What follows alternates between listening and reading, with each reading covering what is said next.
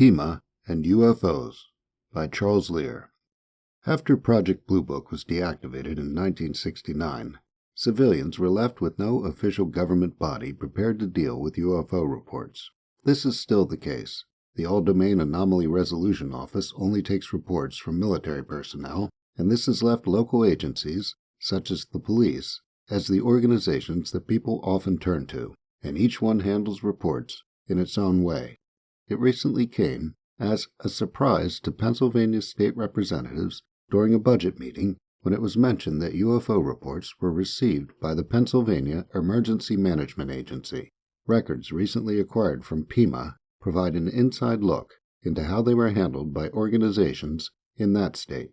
According to the article by Peter Hall, posted May 4, 2024, on the Pennsylvania Capital Star website, headlined, "Pennsylvania has investigated more than a dozen UFO incidents in the past decade," records show. It came out during a budget hearing before the Pennsylvania House Appropriations Committee that PEMA had received UFO reports. PEMA Director Randy Padfield was responding to a question from State Representative Ben Waxman, Democrat, Philadelphia, regarding possible threats from drones and unmanned aerial vehicles to the state's nuclear power plants, when he said, "We have had reports of unidentified flying objects in the past." According to Hall, Padfield quickly moved on and began talking about the FAA's role in drone regulation when House Appropriations Committee Chairperson Jordan Harris, Democrat, Philadelphia, interrupted him and said, "So wait, run that back again. What did you say about UFOs?" Padfield replied that PEMA sometimes gets reports of lights in the sky from 911 centers, and that they are explained as having astronomical or earthly sources. Hall quotes Padfield as saying, "Most of them are unfounded, or they're attributable to some other mechanisms," and then quotes Harris asking, "So what about the unmost? You're talking like E.T. phone home or something?" Padfield is said to have explained that some sightings are undefined and not easily understood unless the person reporting has taken pictures, but, in Hall's words, everything is passed along to the appropriate agencies. Some of those agencies, it turns out, are civilian UFO research and reporting organizations. According to Hall, the Capital Star, not satisfied by Padfield's answer, filed a right-to-know request, seeking records from PEMA relating to UFOs and encounters with unknown beings, including those of suspected extraterrestrial or cryptozoological nature. PEMA is said to have responded, perhaps appropriately, on April 1st, and turned over 40 pages of records of UFO reports that were passed on to the Commonwealth Watch and Warning Center, which gets reports from county emergency dispatch centers that then get distributed to appropriate state and federal agencies. The documents are included in a scrollable window linked to scribd.com, and will focus on two cases where it can be seen how one was able to be explained and one was passed on to a private UFO investigator. The following is a record of 3 calls that were received on March 1st, 2023. 3 reports have been received by the Lebanon County 911 Center, all reporting suspicious lights in the sky.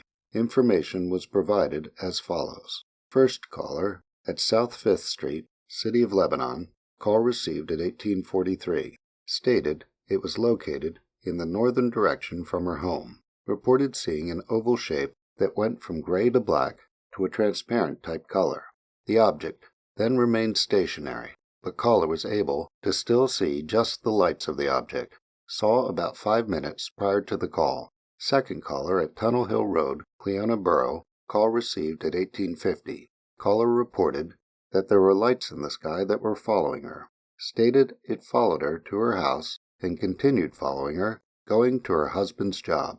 She could see only 2 white lights that were hovering lower than an airplane, no shape of object. Third caller at Pine Street, North Lebanon Township, call received at 1908. Caller also reported an object hovering in the same place for about 20 to 25 minutes, stated that it did not make any noise. The records show that local media picked up the story and specifically mentioned is ABC 27 that has a brief article by Madison Montag headlined, What are the two bright lights over Pennsylvania? Posted on March 1st, 2023. The subhead has the answer. Lots of people have seen two bright lights in the sky above Pennsylvania. So what are they?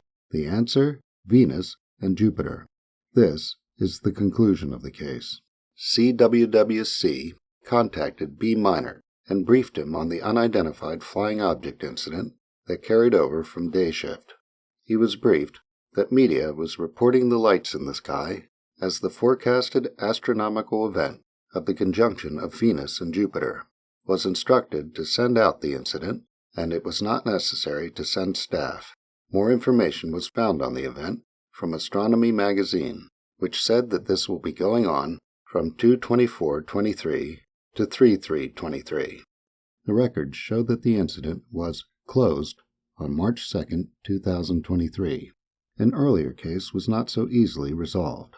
This is the report that seems to have been repeated in a series of 4 calls received on December 19th and 20th, 2021 from 1:32 p.m. on the 19th to 5:05 a.m. on the 20th.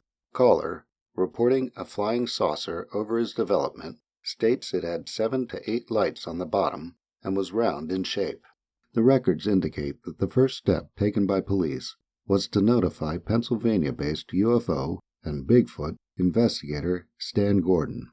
Then, someone from the National UFO Reporting Center asked if the reporting party can submit a report to them or call them. Finally, there is this. Information for Stan Gordon was given to the reporting party. Police have cleared at this time. No further information given. Sent from SE. Sent from PEMA. The records show that the incident was closed after this.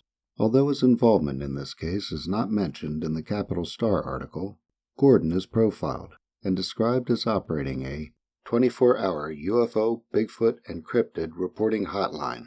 According to him, the phone never stopped ringing after he set up the hotline in 1969. He is quoted as saying, "There are a lot of cases that are very, very detailed, that are not easy to explain away." Charles Lear is the author of Crashed Saucers and Malevolent Aliens, available at Amazon.com.